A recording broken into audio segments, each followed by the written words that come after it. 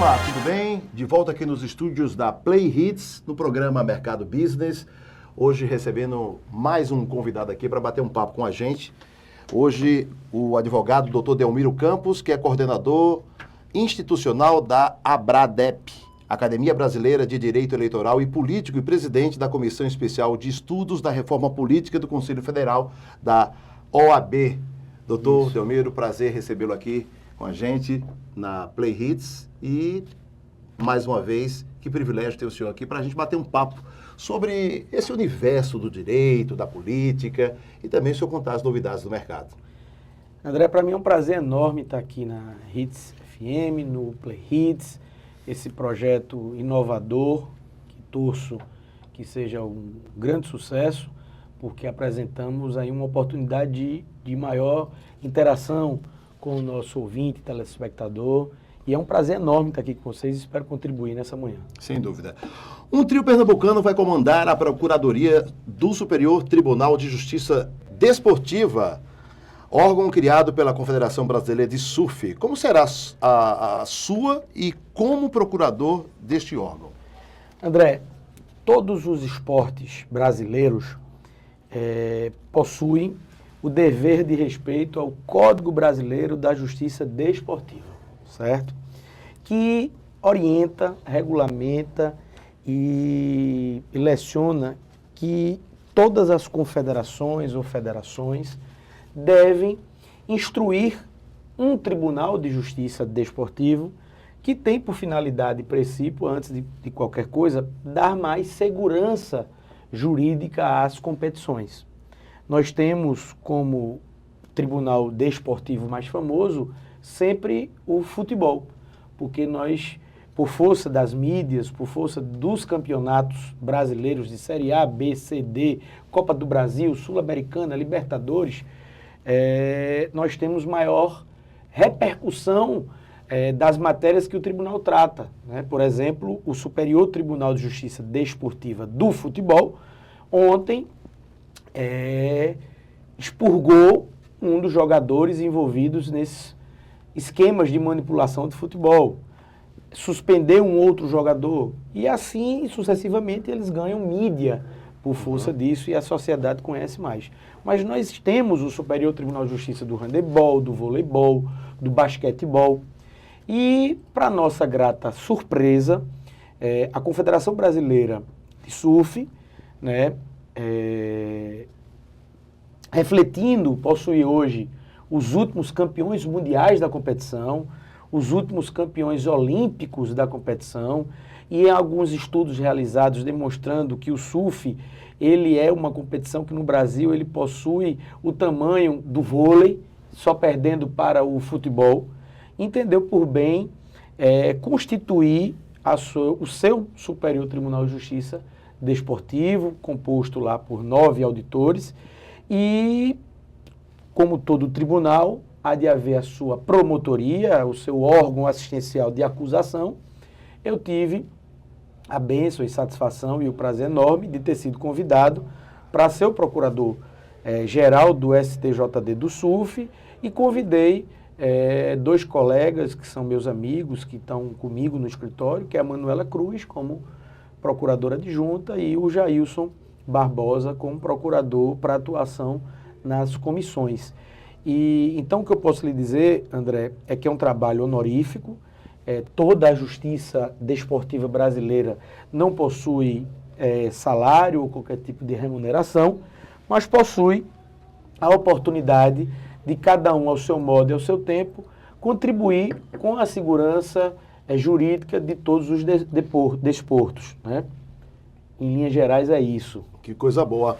Eu até estava comentando com o doutor Delmiro que logo quando eu vi essa questão do surf, eu não achava que era um surf de praia, que eram iniciais de algum novo órgão, que até que eu não poderia nem conhecer. Mas é uma grata surpresa saber que o surf tem essa dimensão. Isso. É o terceiro esporte mais acessado, digamos assim, depois do futebol e do voleibol, né? E é tão organizado, né, quanto esportes grandes, que nem o futebol e o Isso. vôlei. Né? E a Procuradoria do SUF vai fortalecer os atletas em Pernambuco, que tem tradição neste esporte e principalmente em competições internacionais, né? Na verdade, a Procuradoria ela atua em caráter nacional. Certo. Né? Todas as competições nacionais são, digamos assim, fiscalizadas, estão ao crivo da Procuradoria do STJD do SUF. As competições locais são subordinadas às federações.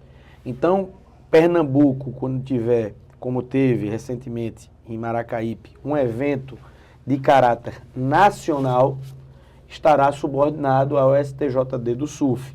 Quando forem eventos locais, estarão subordinados às federações locais.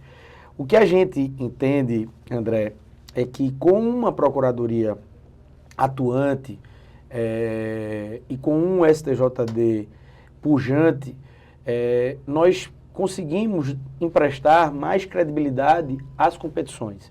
Então, os investidores internacionais, os investidores nacionais, possuem mais segurança, possuem minimamente um compromisso com a honorabilidade, com o respeito das competições. E isso faz com que os atletas eles possuam o dever de ter uma postura mais correta, mais tranquila, entendeu? Que ele não vai cometer algumas faltas, alguns excessos contra os seus colegas competidores, porque todo tipo de infração disciplinar será alvo de uma análise, poderá ensejar um processo. Mas, presidente, aproveitando esse assunto, a gente percebe que no futebol está bem alto agora esses impercalços aí de alguns atletas que supostamente são evidenciados como fraude no futebol, de manipulação de resultados. No SUF também pode acontecer isso? Pode, sim. Para isso que tem vocês agora, Pode, sim. de uma forma mais enérgica para a justiça desportiva hoje no Brasil, seja do futebol, seja do vôlei, recentemente tivemos um episódio em Minas Gerais, ou seja, do SUF, ela está ali para combater toda e qualquer prática de racismo, toda e qualquer prática que vise a manipulação de resultado, toda e qualquer prática que tenha violência, seja a violência praticada pelo torcedor, seja a violência praticada pelo competidor, seja uma violência praticada por um dirigente esportivo, um técnico, um auxiliar.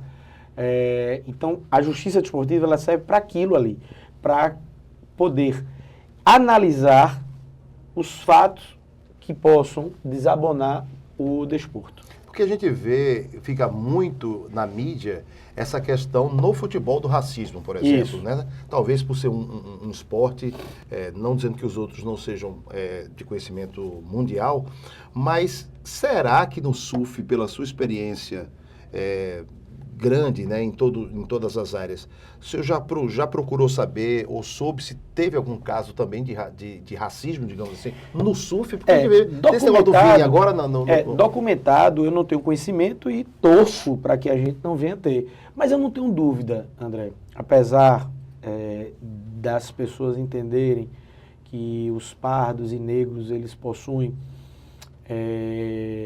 maior conhecimento de causa para poder falar, né? Eu me sinto muito tranquilo para dizer que, infelizmente, o preconceito racial é algo ainda persistente na sociedade. Então, não consigo enxergar que qualquer modalidade esportiva esteja alheia ou refém desse tipo de situação. Se não for no Brasil, não tenho dúvida que há de acontecer em algum momento no exterior. O que é preciso é haver uma reação, né? O futebol, nós estamos vendo uma reação mundial. O que aconteceu com o jogador Vinícius Júnior, que inclusive veio a ser penalizado pela arbitragem por ter certamente ou não perdido o controle na sua reação aos insultos sofridos, terminou comprometendo o próprio espetáculo, né? Então, já há um movimento que defenda que nas partidas que fiquem claro os gestos, as ofensas, os gritos de racismo, que elas sejam canceladas. Isso é uma forma, André, para que o torcedor possa fiscalizar o seu colega e para que aquele agressor, ofensor, ele entenda que ele também vai ser prejudicado, seja banido do acesso ao estádio ou do próprio, digamos assim, da festa que ele está ali a assistir, a ter investido, a ter comprado, né? Então eu acho que o surf, ou como o skate, ou como o handball ou o voleibol, eles não estão alheios a, infelizmente, esse tipo de comportamento. E como é possível o atleta acompanhar a Procuradoria do Superior Tribunal de Justiça Desportiva de Surf? Hoje nós possuímos no site da Confederação Brasileira de Surf uma aba que versa sobre a justiça desportiva do surf e lá possui a identificação de todos os homens e mulheres que estão contribuindo com a formação desse tribunal e possui também os canais de informação e acesso nesse portal eletrônico. Aqui nos estúdios da Play Hits, aqui para o programa Mercado Business, a gente está batendo papo aqui com o nosso querido advogado Delmiro Campos, que é coordenador institucional da Abradep. E uma pergunta, presidente, como é que o senhor vê o crescimento para novos advogados no estado de Pernambuco? É um mercado ainda que é procurado no sentido de o estudante, o acadêmico que faz direito, estuda direito, já sai para o mercado de trabalho. Como é que está essa questão? Os alunos, as pessoas ainda continuam procurando direito? É um dos cursos mais cobiçados para o mercado de trabalho? André, eu entendo que sim. Qual é a minha análise? Ela parte do pressuposto da qualidade da formação dos novos profissionais de direito. Eu vislumbro que ainda existe mercado em todas as áreas e que há um afunilamento nas áreas mais específicas, como, por exemplo, hoje, que é um grande desafio para qualquer pessoa, e não seria diferente na área do direito, a questão do direito da tecnologia. Então, é uma matéria que vai desafiar a profissão. O uso da inteligência artificial no campo de atuação profissional. Então, a minha preocupação hoje não é com o mercado. Eu acho que existe mercado, sim, para a advocacia. Acho que existe muito mercado para as áreas que exigem especialização, mas lamento muito a qualidade do ensino superior, seja no estado de Pernambuco, seja em todo o país. Para você ter ideia, André, eu me considero jovem, eu sou de uma geração de 2004, então vou fazer aí 20 anos de formado, e quando eu saí da faculdade, quando eu entrei na faculdade, só existiam 4 faculdades de Direito no estado de Pernambuco. Faculdade de Direito de Olinda, Faculdade da Católica, Faculdade da Federal, 3, aliás 5, Faculdade do professor Pinto Ferreira e a Faculdade de Direito de Caruaru. Eram 5 instituições de ensino superior dedicados ao direito. Aquela que fica ali. No curso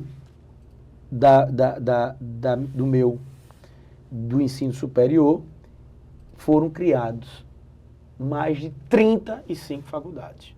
Então, eu ouso dizer que hoje Pernambuco possui mais de 100 faculdades. Então, a grande questão é, qual é a qualidade dessas pessoas que estão sendo lançadas ao mercado? Mercado A. Não sei se há qualidade na formação. Uma das faculdades é uma que tem ali próximo à praça, em frente ao quartel, no centro do Recife, uma bem antiga, tem o nome direito. É a Faculdade Secular, é a Faculdade de Direito do Recife. Aquela ali é bem antiga. É a primeira faculdade de Direito do Brasil, ao lado da Faculdade do Largo do São Francisco, em São Paulo. Doutor Delmiro Campos foi reconduzido ao cargo de coordenador da Abradep, que é a Academia Brasileira de Direito Eleitoral e Político. Como funciona a Abradep, doutor Delmiro? A Abradep é um sonho que a Academia do Direito Eleitoral Brasileiro conseguiu realizar é um universo heterogêneo onde nós reunimos representantes da Justiça Federal, da Justiça Especializada Eleitoral, servidores, magistrados, membros do Ministério Público, jornalistas, cientistas políticos, contadores, em sua grande maioria, advogados e advogadas. A academia ela tem por pressuposto difundir e fortalecer as discussões políticas e o direito eleitoral. Recentemente, nós encampamos um pedido junto ao Ministério da Educação de inclusão da matéria de direito eleitoral nos cursos superiores de direito como matéria efetiva obrigatória e não facultativa ou eletiva. E conseguimos movimentar todos os grandes institutos, demais associações, órgãos de poder, escolas de magistratura, escolas judiciárias eleitorais, para aderirem a esse projeto que é muito simbólico e termina por fortalecer bastante, no nosso entender, a própria democracia.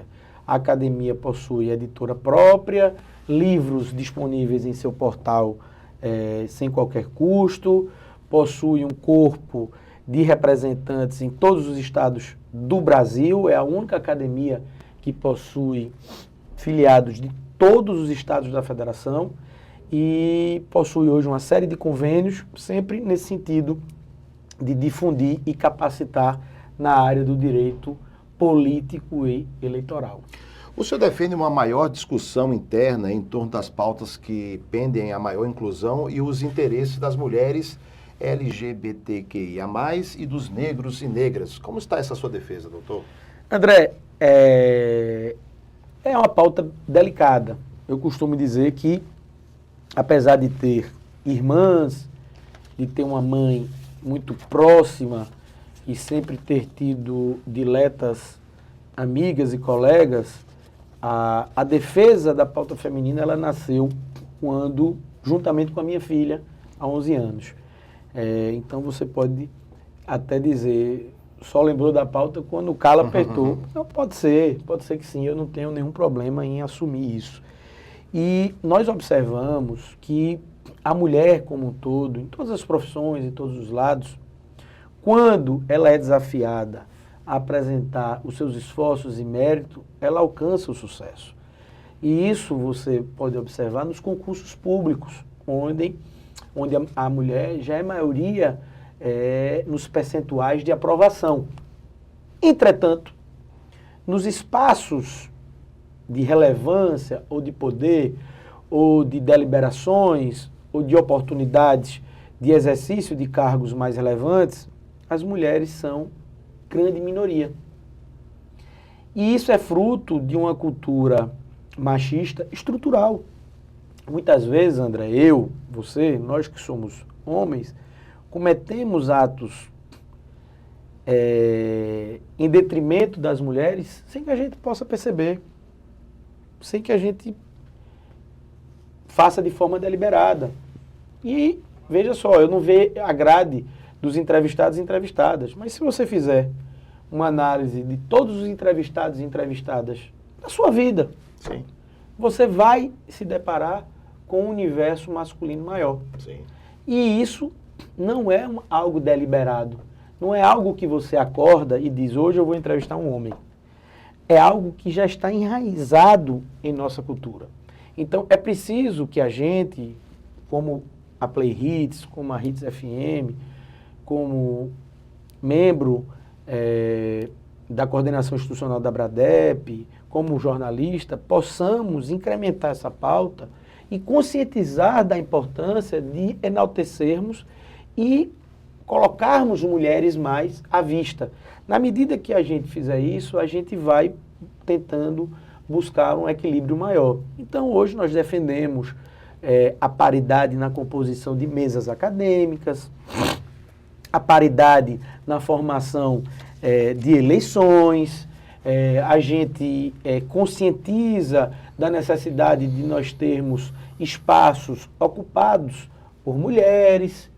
Então, é uma forma da gente contribuir efetivamente com a pauta. E aí, por via de consequência, quando você se depara, conhece e se debruça com essa pauta da maior inclusão da mulher na política ou nos espaços de poder, você observa que não são apenas elas que precisam desse cuidado, desse auxílio, dessa atenção.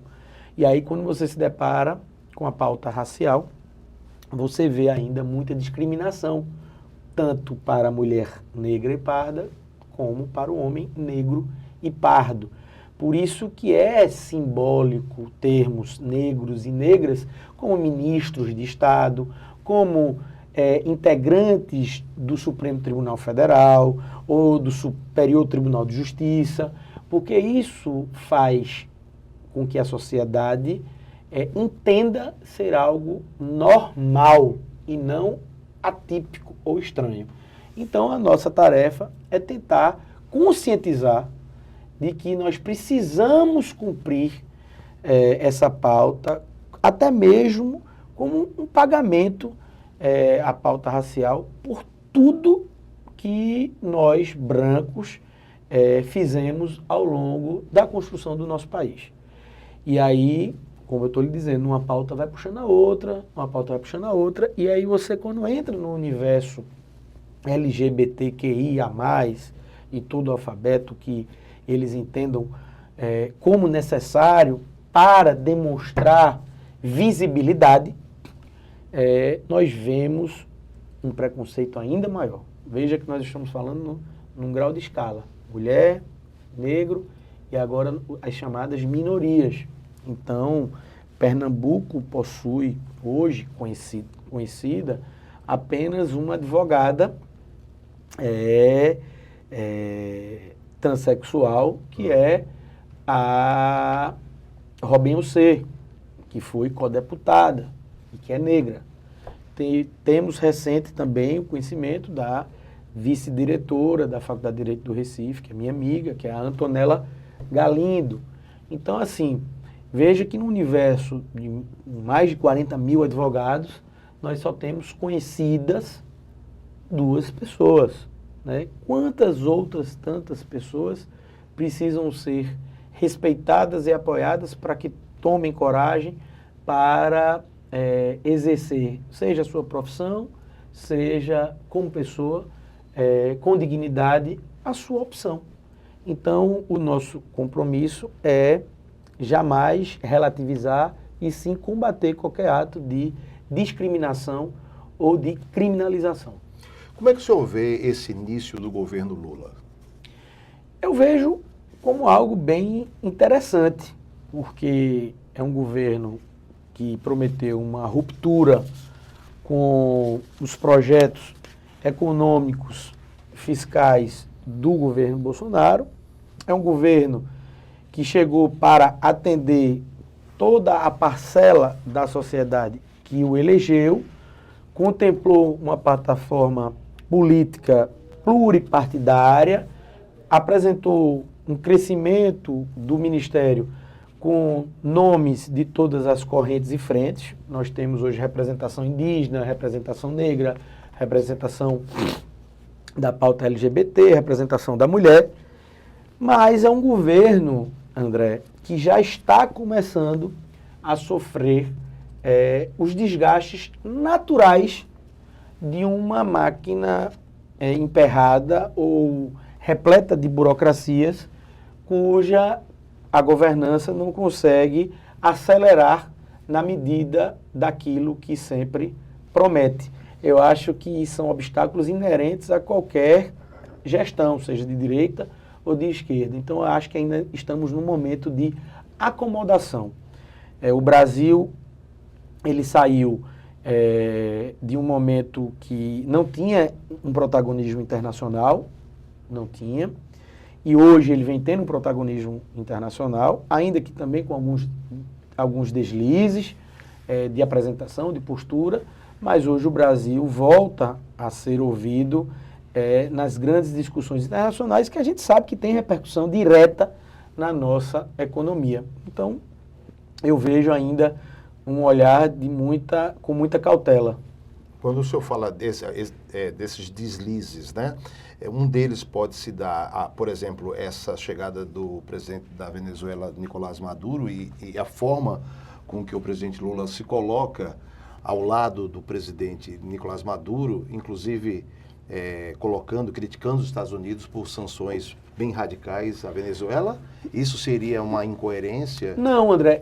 Para mim, o deslize é na medida que o presidente Lula ele convoca a comunidade europeia para discutir com maior rapidez a paz da guerra da Ucrânia com a Rússia, e aí, em determinado momento, ele eventualmente culpar a Ucrânia como responsável por uma condução de não concretizar a paz, né? Ou ele participar de um evento internacional recente e não ter a oportunidade de prestar sua solidariedade direto ao presidente da Ucrânia, porque possui, obviamente, outros interesses de natureza comercial, institucional e política com o presidente Putin, da Rússia. Então, para mim, isso é um deslize de natureza internacional. Alguém que poderia, inclusive, ser alçado à condição de receber o Nobel da Paz se ele efetivamente liderasse essa corrente em torno da paz. No que toca ao Maduro, causa espécie e arrepio a sociedade brasileira no geral, como um todo, por ter ele o estereotipo de ser um ditador ou alguém que vem se perpetuando no poder e não possui compromisso com políticas públicas de maior desenvolvimento social e econômico da Venezuela, mas não me causa nenhuma surpresa, porque o governo Lula ele sempre se posicionou de forma aliado aos países latino-americanos e sempre inclinados em pautas ou de esquerda ou que não tivessem afeto, digamos assim, a uma maior defesa da democracia, digamos assim, política dos Estados. Então, assim, nós sempre vimos o Partido dos Trabalhadores ao lado dos partidos socialistas da Argentina, do Chile, do Peru, da Venezuela, do regime cubano, sempre, digamos assim, querendo liderar ou proteger, no entender deles, contra a repercussão e o poderio americano. Então, nesse caso, eu posso não concordar, posso não gostar, mas não vejo como deslize. Pelo contrário, eu vejo que é bem a bandeira defendida por ele. Aqui para o estado de Pernambuco, o governo de Raquel Lira, como é que o senhor enxerga até agora a postura e as atitudes da Raquel Lira e da Priscila Krause à frente do governo do estado? André, veja que interessante, nós estávamos falando da inserção da mulher na política e Pernambuco vive um momento inédito, um momento de muito simbolismo. Nós elegemos a primeira senadora pernambucana, Tereza Leitão, e elegemos a primeira governadora de Pernambuco, juntamente com uma vice-governadora. Eu as conheço enquanto políticas, já tive a oportunidade até de contribuir para 2 campanhas da governadora Raquel Lira, quando candidata à eleição e reeleição à Prefeitura de Caruaru, e posso testemunhar a você, tratasse de uma mulher de muito brio, uma mulher muito decente, de uma gestora pública experimentada e que reúne todos os predicados para fazer um belíssimo governo. Entretanto, nós estamos testemunhando, e aí, com todo respeito à repercussão do programa, eu não faço ideia se essas repercussões diárias na grande mídia, na imprensa, representam efetivamente o que está acontecendo, mas nós estamos enxergando uma dificuldade de comunicação do governo com os poderes instituídos, né? Eduardo Campos, quando governador do estado, em união à Assembleia Legislativa, nos seus primeiros 5 meses de governo, indicou ao Tribunal de Contas do Estado 2 pessoas da sua confiança, ou duas pessoas que ele entendiam como sendo de predicados em alinhamento com as pautas que o seu governo sempre defendeu. Raquel Lira, em 5 meses de governo, viu a Assembleia batalhar, lutar e conseguir demonstrar autonomia e independência, tendo inclusive se posicionado por candidatos que não lograram êxito. Então, o candidato oficial da governadora foi derrotado pelo candidato do presidente da Assembleia, que é do seu próprio partido, e isso revela por si só uma ausência de harmonia, uma ausência de uma comunicação efetiva e eficaz. E o outro candidato terminou sendo candidato também único, fruto do prestígio profissional que detém e do prestígio político que a casa detém, porque a pré-candidata Débora Almeida, pré-candidata deputada da governadora, não conseguiu reunir esforços sequer para manter altiva a sua candidatura. Então, os movimentos feministas ficaram contrários porque nós perdemos a única mulher conselheira do Tribunal de Contas para recebermos 2 valorosos homens, mas são 2 homens. Então, a crítica ela permanece. E a crítica política permanece na medida que o governo atrapalhou e não contribuiu. Então, eu estou citando uma pauta que me é mais próxima, que é da pauta do direito. Eu, apesar de ser advogado de político e amar a política, eu não gosto de me avorar em questões pelas quais eu não tenho uma maior profundidade. Então, assim, pela competência, pela seriedade, pela equipe construída por Raquel, eu especulo que nós teremos um excepcional governo. Mas, infelizmente, no momento, e aí como nossa entrevista ela vai para o portal e ela eterniza, eu faço questão de dizer, hoje, no dia 30 de maio de 2023, nós estamos testemunhando um desgaste político-institucional com o novo governo, o que lamentamos.